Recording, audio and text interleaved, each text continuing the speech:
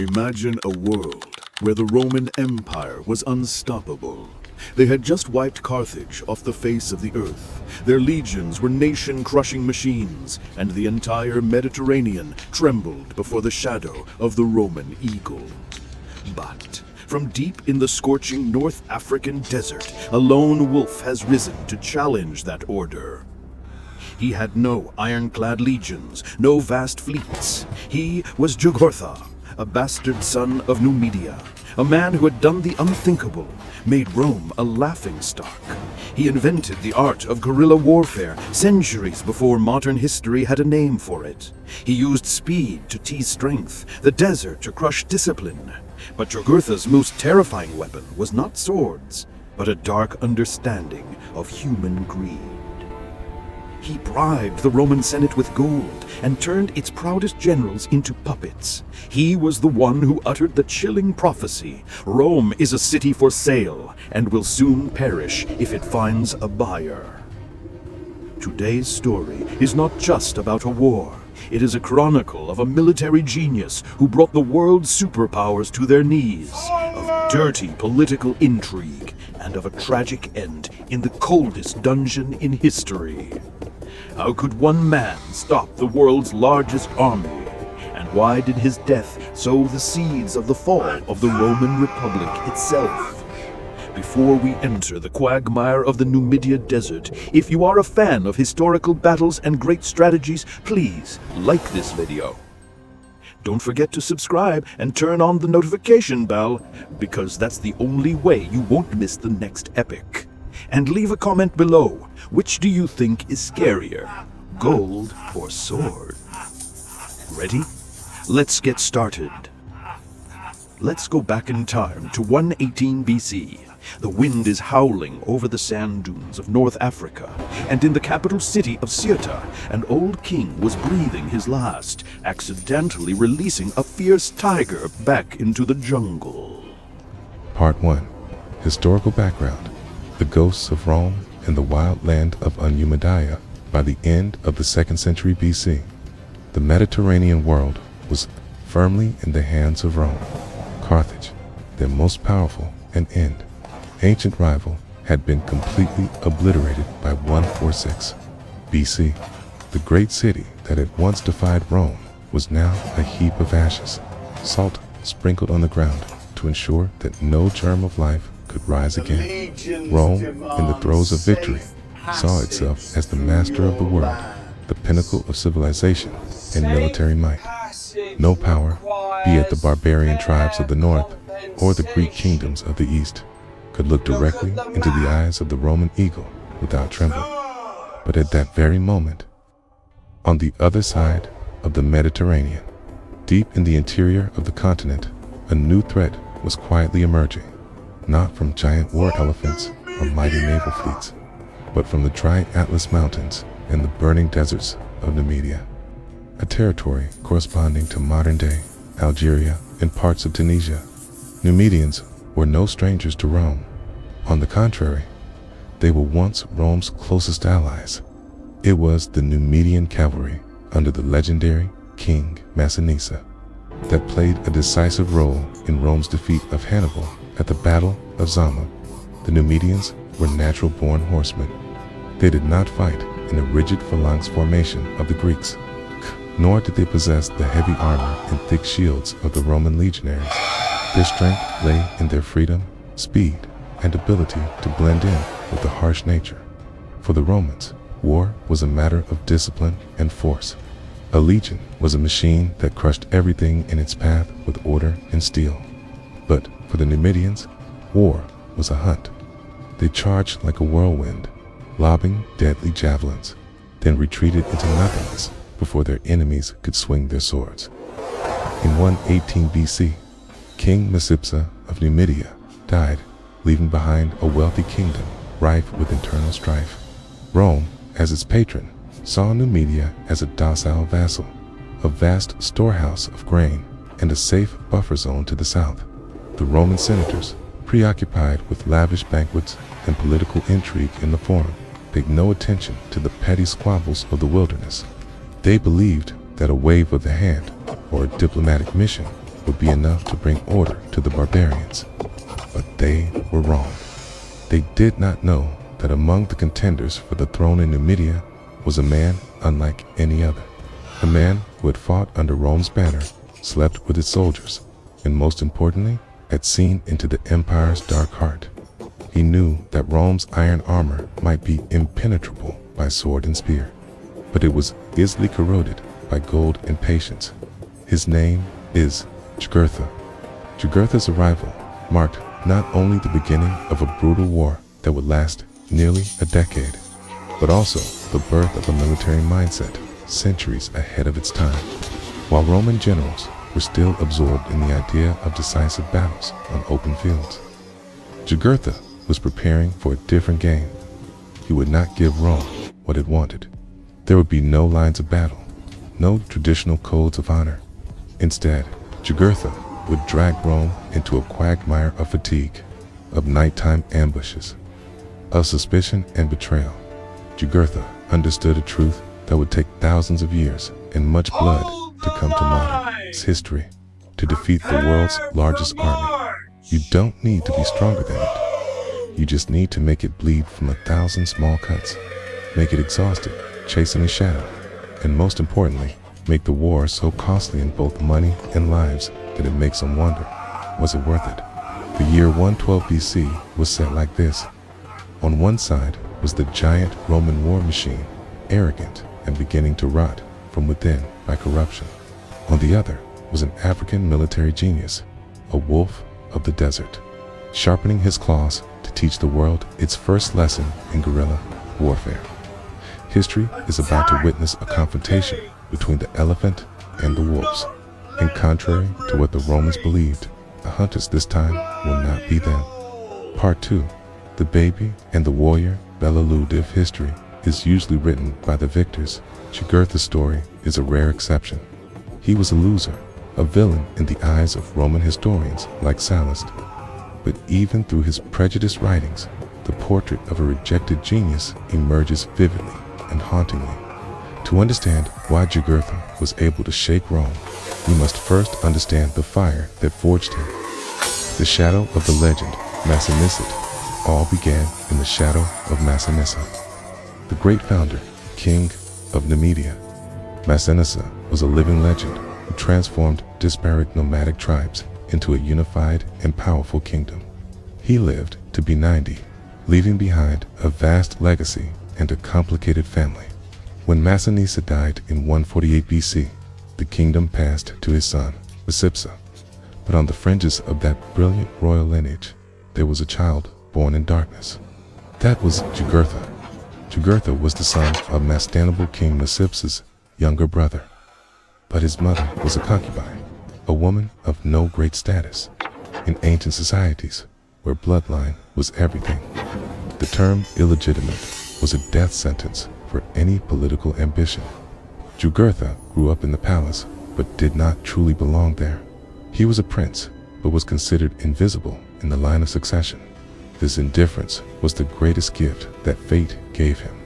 The contrast between silk and swords while King Micipsa's legitimate sons, Adher, Baal, and Haimsar, were raised in luxury. Surrounded by Greek tutors and immersed in the luxuries of Rome, Jugurtha chose a different path. Lacking indulgence, he found freedom on horseback. The Roman historian Sallust, though not fond of Jugurtha, had to reserve words of admiration, albeit reluctantly, to describe his youth, even when he was a man. Jugurtha, with extraordinary physical strength and handsome appearance, but more importantly, a sharp intellect, did not allow himself to be ruined by luxury or laziness. Instead of drinking, Jugurtha threw himself into desert hunts. He rode better than any cavalryman, threw his javelin farther than any warrior. He regularly participated in foot races and wrestled with common soldiers. Surprisingly, despite his superior talent, Jugurtha was not arrogant. He was a man of actions rather than words. The Numidians began to see in this young man a reincarnation of the great Massinissa of old. They saw a leader who dared to face lions with his bare hands, a man who slept on the cold sand with his soldiers. Jugurtha's fame spread like wildfire across the dry grasslands, from nomadic huts to military camps. He became the son of the desert, the hope of the Numidian warriors, who valued actual strength over bloodline. King Micipsa's fear, the lion in the house Jugurtha's brilliance, did not go unnoticed by his uncle, King Micipsa. At first, Micipsa was delighted to have a talented nephew to bring honor to the family. But that joy quickly turned to chilling fear. Micipsa was an old and cautious king. He looked at his two biological sons, at Hairball, weak and meek, Heimsall, proud but empty. Then he looked at Jugurtha, strong, determined, and popular with the people and the army. Micipsa understood the cruel law of power. A lion never accepts a pet in the house. If he died, his children's thrones would surely be swallowed up by Jugurtha. The old king was faced with a dilemma. Kill Jugurtha. Impossible. Jugurtha was too popular. His untimely death would cause mutiny in the army and resentment among the people. Moreover, Numidia needed talented generals to defend its borders. Micipsa needed a way to get rid of Jugurtha without getting blood on his own hands. The borrow a knife to kill someone plan was perfect. The opportunity came in 134 BC across the Mediterranean. Rome was bogged down in a long and humiliating war in Spain, Hispania. The small but resilient city of Numantia had resisted Rome's might for years. Rome sent a letter to its ally, Numidia, asking for reinforcements. Micipsa saw this as a once-in-a-lifetime opportunity. The battlefield of Numantia was known as the Meat Grinder, where countless Roman and allied soldiers died. He decided to send Jugurtha to command the relief army to Spain in Micipsa's calculations. This was a two-pronged strategy. If Jugurtha won the battle, the honor would go to Numidia. But more likely, and what Micipsa secretly hoped, was that Jugurtha would perish on the battlefield, either because of his own reckless bravery or because of the brutality of the siege. The turn of fate, Jugurtha received the order to leave.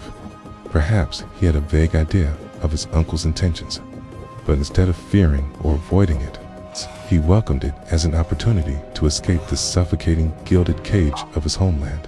The young Numidian, with the blood of a warrior and the wisdom of an outcast, boarded the fateful ship bound for Spain. Micipsa made the biggest mistake of his life. Instead of sending Jugurtha to his death, he inadvertently sent the tiger back to the forest, and more importantly, he sent Jugurtha to the very university he needed most, the Roman School of War. It was in Numantia that Jugurtha would not die. Instead, he would learn how to slay his most powerful enemies. He would peer into the heart of the Roman monster, see the chinks in its shining armor, and most terrifying of all, he would discover a weapon sharper than swords, the power of money. Lessons from the Spanish battlefield would be the luggage for the bastard, his child to become the nightmare of an entire empire. Part 6. The humiliation at Jugurtha and the declaration of war by 112 BC. The velvet veil covering the sham peace in Numidia had been torn.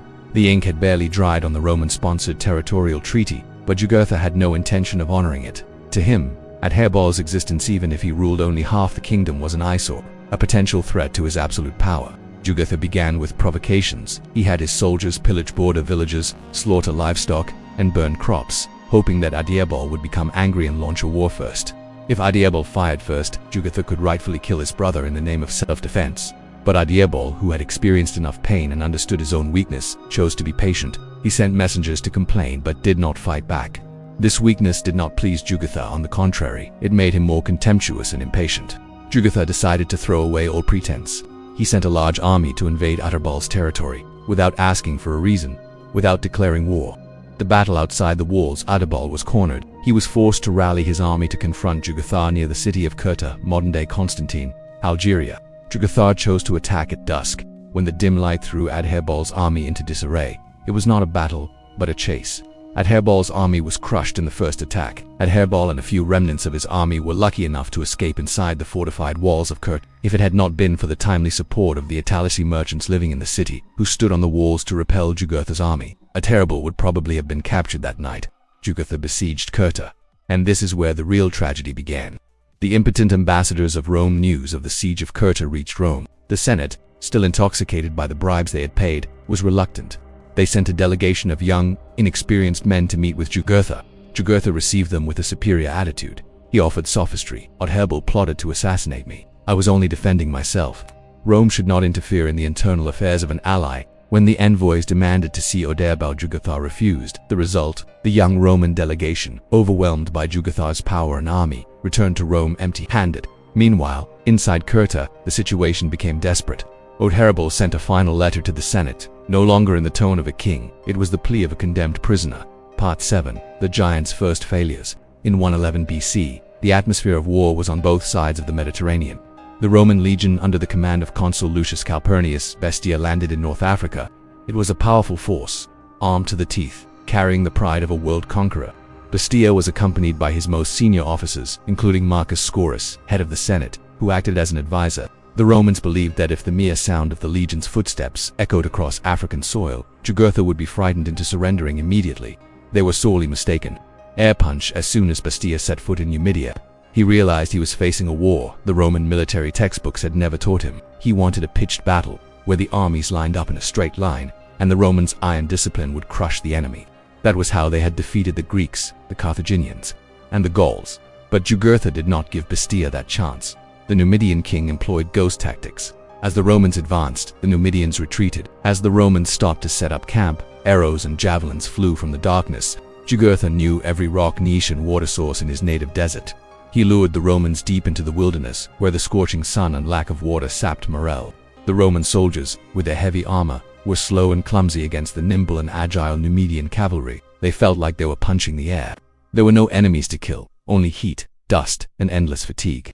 These were the first strokes of the guerrilla warfare painting that Jugurtha was completing.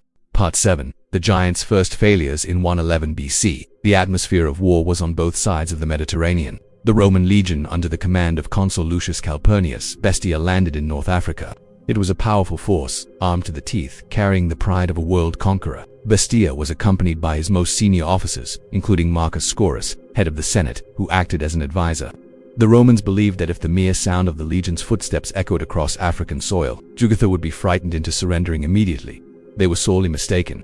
Air punch. As soon as Bestia set foot in Numidia, he realized he was facing a war the Roman military textbooks had never taught him. He wanted a pitched battle, where the armies lined up in a straight line, and the Romans' iron discipline would crush the enemy. That was how they had defeated the Greeks, the Carthaginians, and the Gauls. But Jugurtha did not give Bestia that chance. The Numidian king employed ghost tactics. As the Romans advanced, the Numidians retreated. As the Romans stopped to set up camp, arrows and javelins flew from the darkness. Jugurtha knew every rock niche and water source in his native desert. He lured the Romans deep into the wilderness, where the scorching sun and lack of water sapped morale. The Roman soldiers, with their heavy armor, were slow and clumsy against the nimble and agile Numidian cavalry. They felt like they were punching the air. There were no enemies to kill, only heat, dust, and endless fatigue. These were the first strokes of the guerrilla warfare painting that Jugurtha was completing. Money defeats swords. Part 2. But Jugurtha fought with more than just his javelin. He fought with his mind. He knew Bestia and Scaurus had not come to die for glory. They had come to make a living. While the Roman army was bogged down and discouraged, Jugurtha's secret emissaries appeared at Bestia's command tent. The message is simple. Why shed blood in a war that has no end in sight, when we can end it now to the benefit of both sides? Bestia, already discouraged by the harshness of the African battlefield and fearful of the risk of defeat, was quickly shaken. A secret truce in Dusha was established. Jugurtha agreed to surrender. The surrender ceremony was a farce. Jugurtha arrived at the Roman camp, surrendered 30 war elephants, some cattle, horses, and a small fine. In return, Bestia recognized Jugurtha as King of Numidia, with all his territory and power intact. Jugurtha later bought back the war elephants and horses, or smuggled them back by bribing the guards. Bestia declared her mission accomplished, left her garrison behind, and hurried back to Rome to hold elections, carrying chests of treasure whose source was who knows where. For Rome, it was a peace treaty. For Jugurtha, it was a bloodless victory. Storming Rome, Mamaeus counterattacks. When Bestia returned to Rome and announced the peace terms, there was stunned silence. a man who had massacred Roman citizens, defied the Senate, and was acquitted with a mere clap of the hand. Gaius Memmius, the uncompromising tribune of the plebs, did not let the matter die down. He held heated public meetings conscience at the forum. Memmius denounced Bestia and Scaurus as having sold the honor of the state. To prove the corruption, Memmius made an unprecedented move. He ordered Jugurtha summoned to Rome, not to be executed, but to testify. Jugurtha was granted safe conduct, guaranteeing his life so he could stand before the Roman people and name the bribe as the tiger in the heart of Rome. In 110 BC, Jugurtha arrived in Rome, not as a prisoner in chains, but as a king, albeit dressed simply to show his remorse. His presence shook the city. Curious citizens flocked to see the face of their enemy, while corrupt aristocrats trembled at the names that would come from his mouth. The fateful day of the hearing arrived. Thousands gathered in the forum. Memmius took the stand, questioned Jugurtha about his crimes, and demanded that he identified his Roman accomplices. The crowd waited breathlessly. Jugurtha opened his mouth to speak, but at that moment, another tribune, Gaius Bibus, stood up and shouted, "I forbid the king to speak." Bibus, using the sacred veto power of a Roman tribune, forbade Jugurtha from speaking. The crowd was stunned, then exploded in anger. They booed and threatened to tear Bibus apart, but Roman law was inviolable. Bibus' veto power was absolute. Jugurtha stood there in the eye of the storm, with a knowing smile. He did not need to say a word. Bebius's silence, bought with a huge bribe from Jugurtha earlier, said it all. It was the most eloquent proof that Rome was rotten to the core. The Massiva assassination, the last straw. If Jugurtha had stopped there and turned back, he might have won. But his brutal instincts and pride got the better of him. While in Rome, Jugurtha discovered that Massiva, another nephew of Massinissa, was lobbying the Senate to award him the throne of Numidia. Massiva was supported by Spurius Albinus, the incoming consul, who wanted the war to continue for the sake of prestige. Jugurtha would tolerate no opposition. Right in the heart of Rome, the city of law, he ordered his trusted subordinate Bomilcar to assassinate Massiva. The assassination was successful, but the assassin was caught and betrayed Bomilcar. This was too much for even the most corrupt of men to bear. Murder in Rome, while on safe bail, was an unforgivable outrage. The Senate, whether they liked it or not, was forced to banish Jugurtha immediately and cancel all peace treaties. The curse of Jugurtha was ordered to leave Italy within 24 hours. As he passed through the gates of Rome to return to Africa, he turned back to look at the great city one last time, not with fear, but with utter contempt, in front of his entourage. He uttered the famous prophetic words that have gone down in history. Part 9. Metellus appears. The war changes the direction in 109 BC. Rome was reeling from the disaster of Suthul. The image of the legions being forced to endure the yoke of barbarian enemies was an indelible stain. The Senate understood that if Jugurtha was not destroyed immediately, this weakness would be a signal to other provinces to rebel. They needed a hero, but more importantly, they needed someone who could not be bribed. The man they chose was Quintus Caecilius Metellus. Portrait of Rome's Iron Man. Metellus belonged to one of the most prestigious and powerful families in Rome, the Caecili Metelli. He embodied classical Roman values, stern, proud, and honest to the extreme. Unlike Bestia or Albinus, who saw war as an opportunity to get rich, Metellus saw war as a sacred duty to protect the dignity of the Republic. When Metellus set foot in Africa, the first thing he did was not to attack Jugurtha but to attack his own army. Discipline is power. What Metellus saw in the Roman camp was chaos. After Albinus's defeat, the army had completely degenerated. Soldiers were stripped of their armor because it was too heavy, and were selling their shields and spears for wine and meat. The camp was full of merchants, prostitutes, and personal cooks. Guards abandoned their posts to raid neighboring villages for profit. They were bandits, not legionaries. Metellus immediately issued iron decrees. 1. Expulsion. All merchants, slave servants, and prostitutes were expelled from the camp immediately. 2. Fresh food banned. Soldiers were only allowed to eat dry bread and salted meat. No elaborate cooking was allowed. 3. Forced labor. Every day, even if they did not move, the army still had to march the prescribed distance with full heavy equipment on their shoulders. Every night they had to dig trenches and set up fortified camps castra according to textbook standards, even if they had to be demolished the next morning. With an iron fist, Metellus turned the rabble back into a war machine.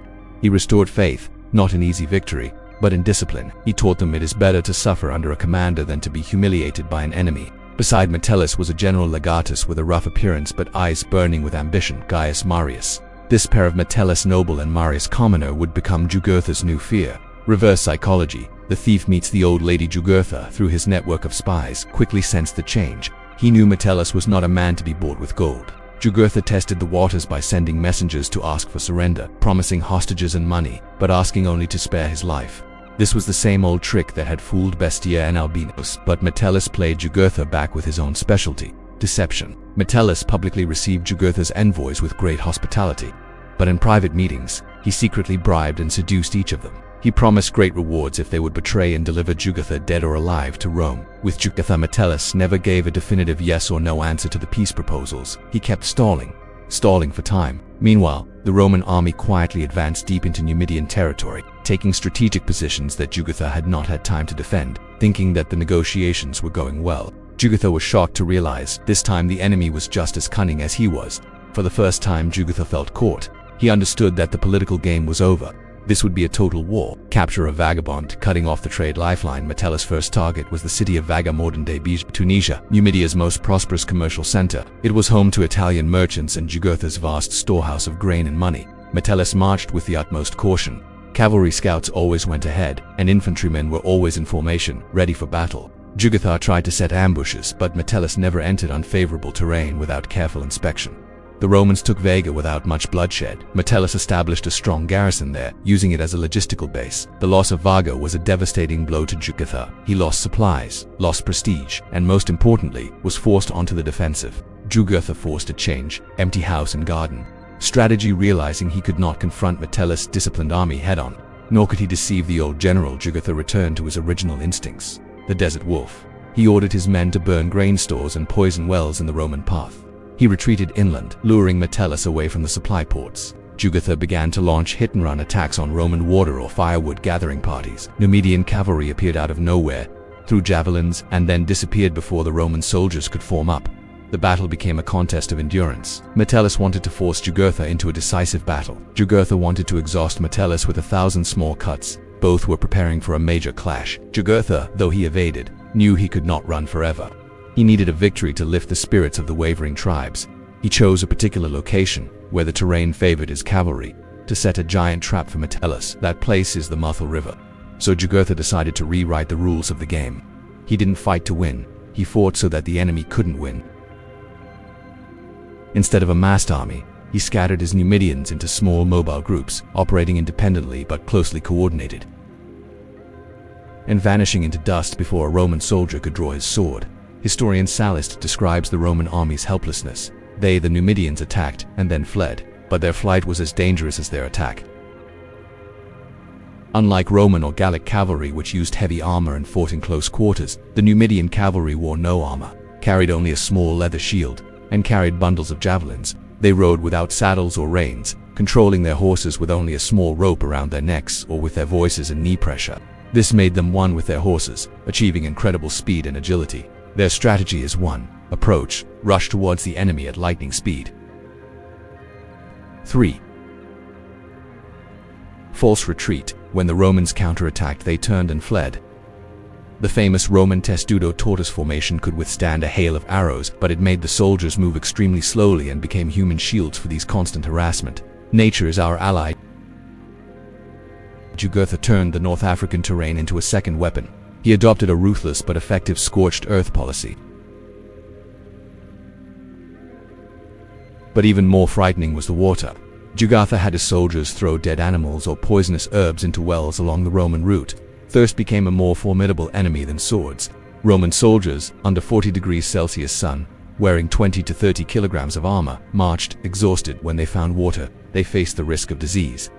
The morale of the army began to crack, not because of fear of death, but because of constant suffering. Logistics attack. Cut the stomach. Metellus, for all his brilliance, faced the age-old problem. Armies go by what they eat. Jugurtha understood this better than anyone. He stayed away from Metellus' main body and instead brutally attacked supply trains and forages. Whenever a group of Roman soldiers broke away from the main line to fetch firewood, water, or harvest grain, they were hunted. These small deaths added up to a terrible toll. Metellus was forced to keep his army huddled together, which meant he lost control of large swaths of the countryside. Jugurtha ceded the cities to Metellus, but he controlled all the space between them. He was like a man trying to catch water with his bare hands. Psychological warfare. Jugurtha attacked not just the body, but the mind. He ordered his soldiers to harass the Roman camps at night. Horns, shouts, and neighing horses would ring out in the darkness, keeping the Roman soldiers awake. They lived on high alert, waiting for an attack that never came, or came when they least expected it. Fatigued from lack of sleep, combined with heat and deprivation, sapped the will to fight of even the most stalwart Roman soldiers. They began to feel they were fighting ghosts, men without honor who did not follow the rules of civilized warfare. Every time Metellus took a city, Jugurtha would retreat into the desert or mountains, wait for the Romans to pass, then return to retake it. Jugurtha also understood that he could not run forever. A king's prestige depended on his ability to defend his land. The tribes were growing weary of war. He needed a victory or at least a major battle to prove his power. And so, at the Muthul River, Jugurtha decided to stop running. The desert fox has sprung its trap, and the Roman line is moving in. HP Part 11, Battle of Muthul, Chaos of Fog and Dust in 108 BC. In a valley near the Muthul River, the exact location is disputed today. Possibly the Weman River in Tunisia, Jugurtha decided to stop his escape. He chose this place as a burial place for Metellus' legions. This was one of the strangest and most chaotic battles in ancient Roman history, where order confronted chaos, and the outcome was not determined by brute force but by the improvisation of the commanders.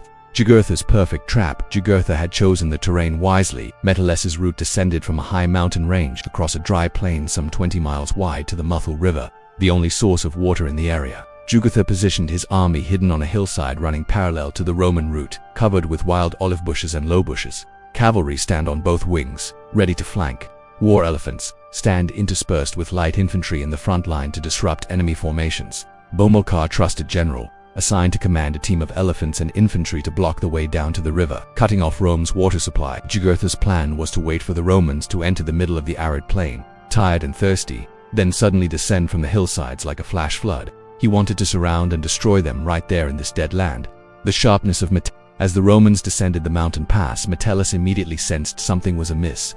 Though the dense underbrush obscured the Numidians' view, the eerie silence and the flickering figures did not escape the old general. Metellus realized he was walking into a trap, but he could neither turn back due to lack of water nor stop. He was forced to advance towards the Muthul River but immediately changed his formation. Instead of marching in a vulnerable marching column, he moved his troops into a battle line facing the suspected enemy hillside. He divided his army into three parts: the vanguard, the main force, and the rearguard. He sent Gaius Marius to command the cavalry on the left wing and Rutilius Rufus, another talented general, to lead an elite army to rush towards the river to capture the water source before it was blocked. The battle begins. The turmoil of dust. As soon as he saw Metellus change formation, Jugurtha knew the element of surprise had worn off, and he ordered a full-scale attack. Horns sounded, and thousands of Numidians poured out from the bushes, but they did not rush into hand-to-hand combat. The Numidian cavalry charged, threw their javelins, retreated, and then charged again at another point. The scorching sun and the dust kicked up by the horses' hooves created chaos on the battlefield. The Romans could not see their enemies, only the javelins flying from the dust. As they attempted to charge forward, the Numidians, light and agile, fled up the hill, where the rugged terrain made pursuing the heavily armored Romans impossible. Historian Sallust describes, the battle had no fixed shape. The Roman soldiers were separated from their standards, each fighting where he stood. They fought and defended, being attacked from all sides. War elephants and the nightmare. On the flank of Rutilius Rufus' army, who was racing to the river, Bomilcar unleashed his most fearsome weapon, war elephants. The huge elephants charged into the Roman formation, causing panic. However, the Roman soldiers under Rutilius were seasoned veterans. They did not run. They used fire and shouts to frighten the elephants. The enraged beasts turned and trampled the Numidians themselves. Rutilius seized the opportunity, dispatching his troops to massacre Bomilcar's army and capture the riverbank. Marius and Salvation back on the main battlefield, Metellus was in trouble. The Romans were exhausted and beginning to break. At that moment, Gaius Marius, the commander of the left wing, made a bold move. Instead of passively defending, Marius led a small force of his strongest soldiers up the hill, capturing the high ground the Numidians had just abandoned and attacking from below. From above, Marius attacked the Numidians' flank. The tide turned. The Numidians, unaccustomed to sustained close combat, began to falter as they found themselves sandwiched between Metellus below and Marius above. When news of Bomilcar's defeat at the river reached them, Numidian morale collapsed. Jugurtha, after fighting bravely and trying unsuccessfully to rally his army, was forced to order a retreat to preserve his forces. Pyrrhus victory. When the dust settled, the Romans controlled the battlefield. They had won technically. They had captured the Muthul River and driven back Jugurtha, but it was a bitter victory. Roman casualties were heavy. Thousands of soldiers suffered from spear wounds and heat exhaustion. More importantly, they failed to capture or kill Jugurtha. Most of the Numidians, thanks to their speed and knowledge of the terrain, escaped safely into the night. Metellus stood looking over the battlefield strewn with corpses of men and elephants. Realizing a bitter truth, he had defeated Jugurtha's army, but he had not broken his will. The very next day, Jugurtha was able to assemble a new army from the nomadic tribes that had not yet participated. in the battle and continued the guerrilla war as if nothing had happened. The rift between Metellus and Marius, after the Battle of Muthul, another war began to simmer within Rome.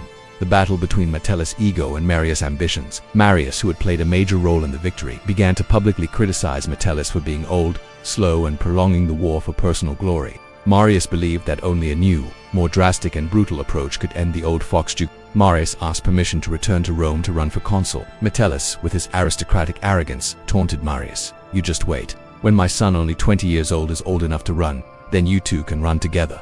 That was the last straw.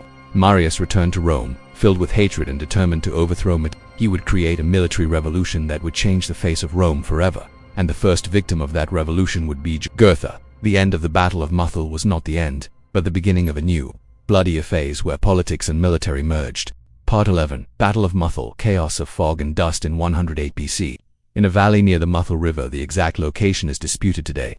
Possibly the Wemen River in Tunisia, Jugurtha decided to stop his escape. He chose this place as a burial place for Metellus' legions. This was one of the strangest and most chaotic battles in ancient Roman history, where order confronted chaos, and the outcome was not determined by brute force but by the improvisation of the commanders. Jugurtha's perfect trap. Jugurtha had chosen the terrain wisely. Metellus' route descended from a high mountain range across a dry plain some 20 miles wide to the Muthul River, the only source of water in the area. Jugurtha positioned his army hidden on a hillside running parallel to the Roman route, covered with wild olive bushes and low bushes. Cavalry stand on both wings, ready to flank. War elephants stand interspersed with light infantry in the front line to disrupt enemy formations. Bomilcar, trusted general, assigned to command a team of elephants and infantry to block the way down to the river, cutting off Rome's water supply. Jugurtha's plan was to wait for the Romans to enter the middle of the arid plain, tired and thirsty, then suddenly descend from the hillsides like a flash flood. He wanted to surround and destroy them right there in this dead land. The sharpness of As the Romans descended the mountain pass, Metellus immediately sensed something was amiss. Though the dense underbrush obscured the Numidians' view, the eerie silence and the flickering figures did not escape the old general. Metellus realized he was walking into a trap, but he could neither turn back due to lack of water nor stop. He was forced to advance towards the Muthul River but immediately changed his formation. Instead of marching in a vulnerable marching column, he moved his troops into a battle line facing the suspected enemy hillside. He divided his army into 3 parts: the vanguard, the main force, and the rearguard. He sent Gaius Marius to command the cavalry on the left wing and Rutilius Rufus, another talented general, to lead an elite army to rush towards the river to capture the water source before it was blocked. The battle begins. The turmoil of dust. As soon as he saw Metellus change formation, Jugurtha knew the element of surprise had worn off, and he ordered a full-scale attack. Horns sounded, and thousands of Numidians poured out from the bushes, but they did not rush into hand-to-hand combat. The Numidian cavalry charged, threw their javelins, retreated, and then charged again at another point. The scorching sun and the dust kicked up by the horses' hooves created chaos on the battlefield. The Romans could not see their enemies, only the javelins flying from the dust. As they attempted to charge forward, the Numidians, light and agile, fled up the hill, where the rugged terrain made pursuing the heavily armored Romans impossible. Historian Sallust describes, the battle had no fixed shape. The Roman soldiers were separated from their standards, each fighting where he stood. They fought and defended, being attacked from all sides. War elephants and the nightmare. On the flank of Rutilius Rufus' army, who was racing to the river, Bomilcar unleashed his most fearsome weapon, war elephants. The huge elephants charged into the Roman formation, causing panic. However, the Roman soldiers under Rutilius were seasoned veterans. They did not run. They used fire and shouts to frighten the elephants. The enraged beasts turned and trampled the Numidians themselves. Rutilius seized the opportunity, dispatching his troops to massacre Bomilcar's army and capture the riverbank. Marius and Salvation back on the main battlefield. Metellus was in trouble. The Romans were exhausted and beginning to break. At that moment, Gaius Marius, the commander of the left wing, made a bold move. Instead of passively defending, Marius led a small force of his strongest soldiers up the hill, capturing the high ground the Numidians had just abandoned and attacking from below. From above, Marius attacked the Numidians' flank. The tide turned. The Numidians, unaccustomed to sustained close combat, began to falter as they found themselves sandwiched between Metellus below and Marius above. When news of Bomilcar's defeat at the river reached them, Numidian morale collapsed. Jugurtha, after fighting bravely and trying unsuccessfully to rally his army, was forced to order a retreat to preserve his forces. Pyrrhus victory. When the dust settled, the Romans controlled the battlefield. They had won technically. They had captured the Muthul River and driven back Jugurtha, but it was a bitter victory. Roman casualties were heavy. Thousands of soldiers suffered from spear wounds and heat exhaustion. More importantly, They failed to capture or kill Jugurtha. Most of the Numidians, thanks to their speed and knowledge of the terrain, escaped safely into the night. Metellus stood looking over the battlefield strewn with corpses of men and elephants, realizing a bitter truth. He had defeated Jugurtha's army, but he had not broken his will. The very next day, Jugurtha was able to assemble a new army from the nomadic tribes that had not yet participated in the battle and continued the guerrilla war as if nothing had happened. The rift between Metellus and Marius. After the Battle of Muthul, another war began to simmer within Rome. The battle between Metellus' ego and Marius' ambitions. Marius, who had played a major role in the victory, began to publicly criticize Metellus for being old, slow, and prolonging the war for personal glory. Marius believed that only a new, more drastic and brutal approach could end the old fox Duke. Marius asked permission to return to Rome to run for consul. Metellus, with his aristocratic arrogance, taunted Marius. "You just wait. When my son, only 20 years old, is old enough to run, then you two can run together." That was the last straw. Marius returned to Rome, filled with hatred and determined to overthrow Metellus. He would create a military revolution that would change the face of Rome forever, and the first victim of that revolution would be Jugurtha. The end of the Battle of Muthul was not the end, but the beginning of a new, bloodier phase where politics and military merged. Part 12. Marius and the Great Military Reforms in 107 BC. Gaius Marius returned to Rome not as a humiliated subordinate but as a powerful candidate for consul. Metellus' taunts in Africa had fueled a fire of ambition that burned up the old order.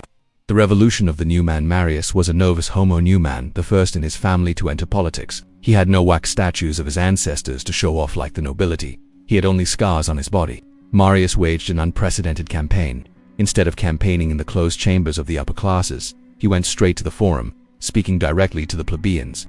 He attacked Metellus and the Optimates with harsh words, strong words, and the promise of a third of Numidia swayed Balk. The Mauritanian king agreed to throw his vast army into the war. For the first time, Marius faced a huge military alliance, stretching from the Atlantic to the Mediterranean. The appearance of Sulla, playboy or genius.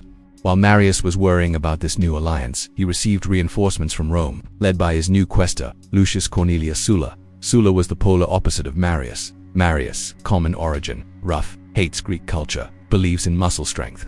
Sulla descended from a long but declining patrician family. He was a famous playboy, loved poetry, fine wine, and all-night parties.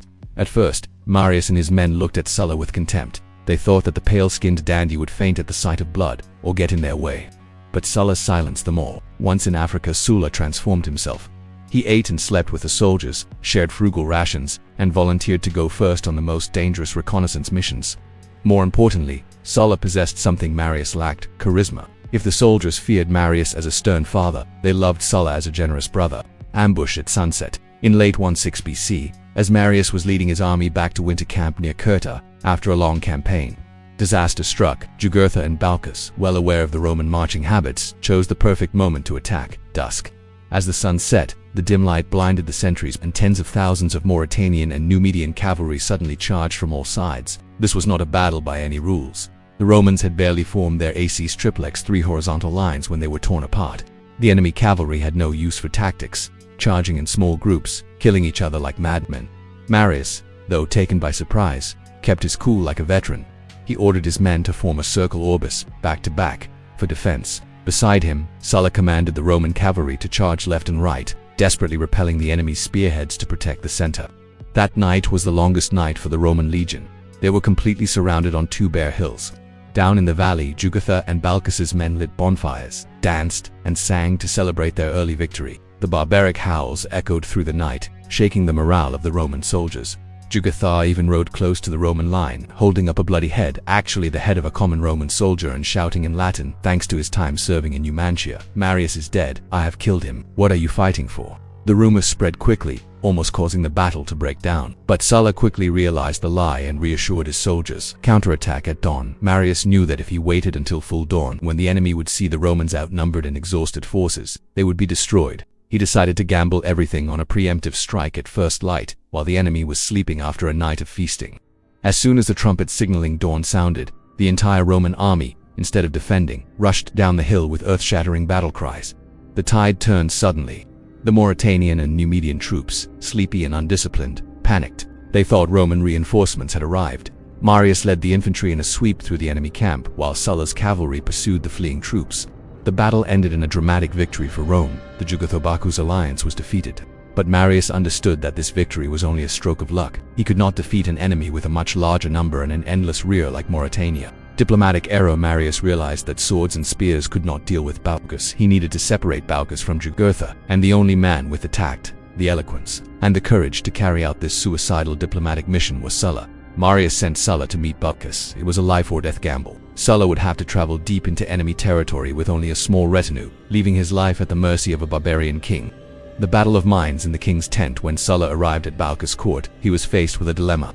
In Baucus' ear was Jugurtha's messenger: "Take Sulla.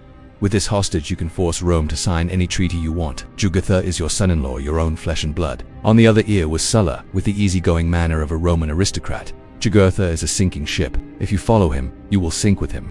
But if you surrender him to Rome, you will not only keep your kingdom, but also gain eternal friendship with the most powerful empire in the world."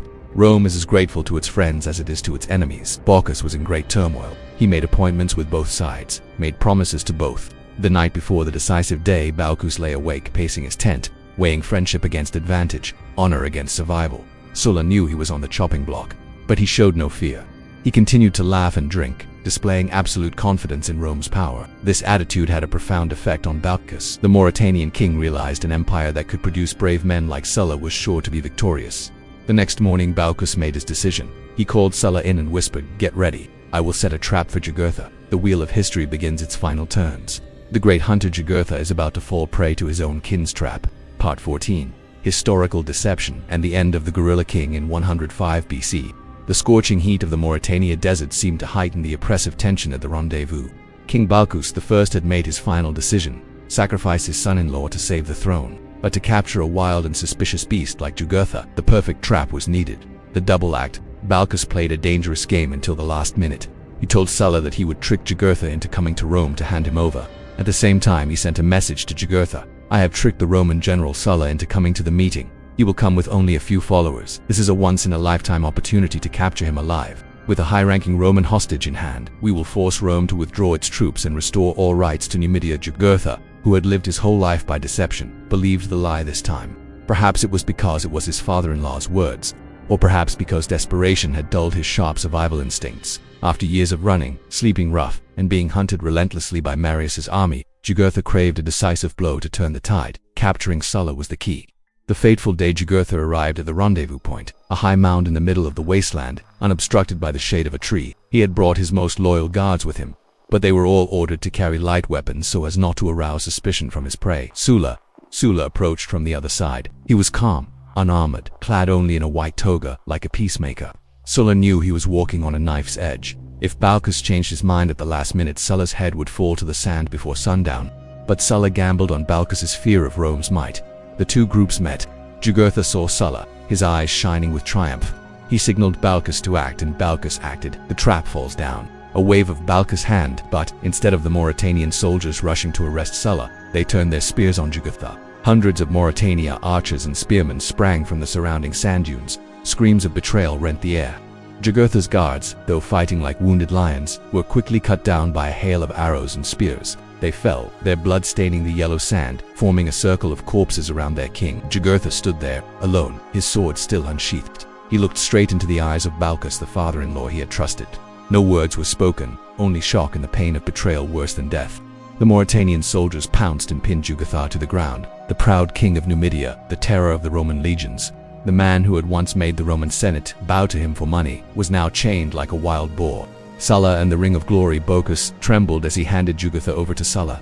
The young Roman general looked at his sworn enemy, kneeling at his feet.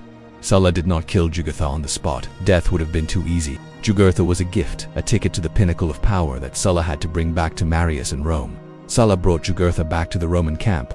This event was a great shock to the entire ancient world. Jugurtha, unbeatable in battle, uncaptured, was finally defeated not by Roman swords, but by Roman intrigue. Sulla was so proud of this feat that he later had the best artisans carve a signet ring depicting Baucus kneeling and offering Jugurtha to him. Sulla wore the ring for the rest of his life, using it to seal all important documents. This act was like a needle in Marius's pride, sowing the seeds of terrible hatred later on. Journey of shame. News of Jugurtha's capture spread like wildfire. The war was over. Jugurtha was chained and stripped of his royal regalia. He was paraded through the cities of Numidia for the people to see. Their war god was nothing more than a man of flesh and blood, now ravaged and filthy. Marius's goal was to crush any remaining will to resist. Then Jugurtha was put on a ship to Rome. He left his African homeland for the last time. The sand dunes, the majestic Atlas Mountains, the vast steppes where he had once ridden freely, all faded into the distance. Before him lay Rome, the city for sale he had once despised, opening its cold iron gates to welcome him into his dungeon. The triumph of Marius. On January 1st, 104 BC, Gaius Marius organized the greatest triumph that Rome had seen in decades.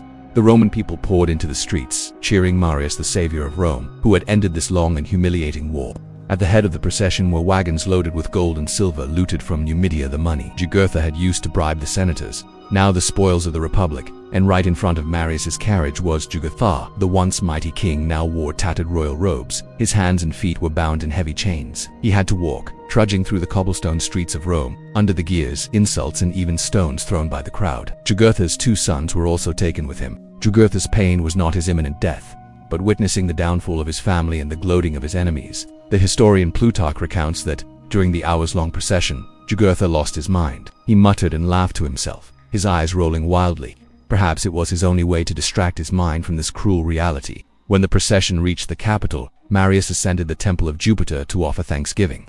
Jugurtha was separated from the rest and dragged off to the Tullianum prison known as the Chamber of Death. The dungeon door opened, dark and damp. Jugurtha was pushed down into the pit below. The life of a military genius, a king, a great warrior, was about to end in the cold, lonely darkness and hunger. But Jugurtha's death was not the end.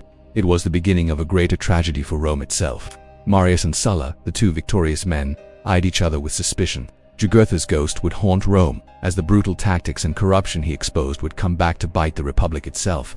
Part 15. Legacy Tullianum Dungeon and the Lesson of a Millennium. As the triumphal cheers of the crowd faded, the heavy iron doors of the Tullianum closed behind Jugurtha. This was no ordinary prison. It was a stone well deep underground, damp, dark, and reeking of death, where Rome threw its most dangerous enemies into oblivion. Cold bathroom. The Roman jailers, with their usual brutality, fell upon Jugurtha. They tore off the last of his tattered cloak. In the struggle for a golden earring, one soldier brutally ripped off the king's earlobe. Jugurtha was thrown into the icy lower dungeon, naked and covered in blood. Historian Plutarch recounts that, in his delirium and the bitter cold, Jugurtha let out a mad laugh and uttered a final, ironic line. "Heracles, your bathhouse is so cold." It was the final satire of a man who had spent his life in the scorching heat of the desert, now dying in the cold underground of Rome. Jugurtha was not executed immediately. Rome left him to slowly die of hunger and thirst in the darkness. After 6 days of struggling in excruciating pain, the Numidian lion breathed his last. In early 104 BC, Numidia, dismembered. Jugurtha's death marked the end of a united and powerful Numidia. Rome did not want another Jugurtha, so they tore the kingdom apart. Western part, 1/3 of the territory given to Barcus I as a reward for betrayal. Mauritania expanded its territory, swallowing up part of Massinisa's legacy. The rest given to Guda, Jugurtha's sickly and weak half-brother. Guda was just a figurehead, a pale shadow for Rome to rule over. Numidia went from a regional power to a weak vassal province, a source of grain and wild animals for the Roman arenas, until it was fully absorbed into the later empire. Legacy 1. The fall of the Roman Republic. Jugurtha was dead, but his curse of a corrupt and mercantile Rome had become a terrifying reality. The Jugurtha War did not bring Rome down from the outside, but it sowed the seeds of destruction from within. 1. The rise of the military lords. To defeat Jugurtha, Gaius Marius created a professional army from the poor proletariat. These soldiers were no longer loyal to the Senate or the Roman state. They were loyal to the general who paid them and gave them land. The Jugurtha War set a dangerous precedent. Generals had their own armies. Just a few decades later, the 2 heroes of the war, Marius and Sulla, would turn on each other, plunging Rome into its first bloody civil war, paving the way for the fall of the Republic and the birth of Caesar's autocratic empire. 2. Exposing corruption. Jugurtha unmasked the Roman aristocracy. He demonstrated that the octortus power of the Senate was an illusion. In reality, there were greedy men who could be bought with gold. This eroded popular confidence in the institution, leading to the rise of extreme populism. Populist Legacy 2. The father of asymmetric warfare. Militarily, Jugurtha deserves to be considered one of the first masters of guerrilla warfare and asymmetric warfare in history. Centuries before these terms came into being, Jugurtha did them perfectly. Avoid the strong hitting the weak, never confront the enemy head-on when he is at full strength. Turn terrain into a weapon. Use deserts, water sources, and mobility to exhaust your opponents. Attack the will and economy, attack logistics, bribe generals, prolong the war to discourage the enemy. He demonstrated an eternal military truth. A small, poorly equipped, but agile Terran civil army can hold off and humiliate a giant military superpower. Jugurtha's lesson has been repeated countless times throughout history, from the Spanish resistance to Napoleon to modern wars in the 20th century. Conclusion: in the course of Roman history, Jugurtha is often portrayed as a treacherous barbarian and a brutal murderer. But if we remove the dust of the victor's prejudices, we see the image of an extraordinary man. An abandoned bastard dares to stand up to challenge the greatest empire in the world. An African king taught arrogant Roman generals the art of war. An enemy that forced Rome to change itself in order to win. Jugurtha fell because of treachery, but he won the battle with time. His name is not forgotten in the cold dungeons of Tullianum. It still echoes like the hooves of Numidian horses in the desert, reminding the world of the power of perseverance and the terrible price of greed. As he prophesied about the city of Rome, a city for sale and soon to perish. Rome eventually perished, and the first cracks were created by Jugurtha's own gold coins.